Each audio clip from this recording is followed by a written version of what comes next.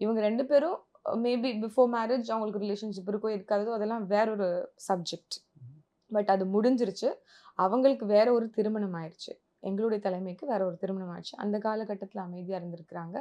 அதற்கு பிறகு அவருக்கு குழந்தையும் பிறந்துச்சு. அந்த காலகட்டத்தில அமைதியா இருந்திருக்காங்க.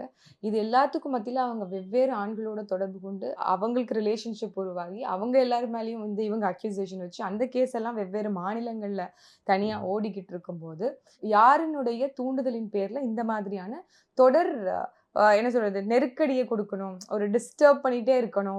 ஒரு அமைதிய வந்து சீர்குலைக்கணும் அப்படிங்கிற ஒரு போக்கை வந்து யார் தூண்டுதலின் பேர்ல இவங்க பண்றாங்க அப்படிங்கிறத ஒட்டுமொத்தமா கலைச்சிரணும் அப்படிங்கிறதுக்காண்டி, ஒரு முகாந்திரமற்ற ஒரு கேஸ வந்து ஸ்குவாஷ் பண்றதுக்காக நம்ம தரப்புல இருந்து தான் ஒரு வழக்கு வந்து முறையிட்டது.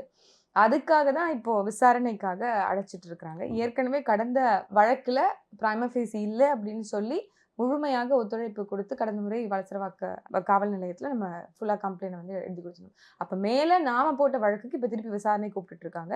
முதல் முறை வந்து குடுத்தபோதும் எங்களுடைய தலைமை வந்து சுற்றுப்பயணத்துல இருந்தாங்க. 2வது முறை தான் இப்ப வந்து குடுக்குறாங்க. ஆனா கையில குடுக்கல. மாறா வந்து வீட்டினுடைய சுவர்ல ஒட்டிட்டு போறாங்க.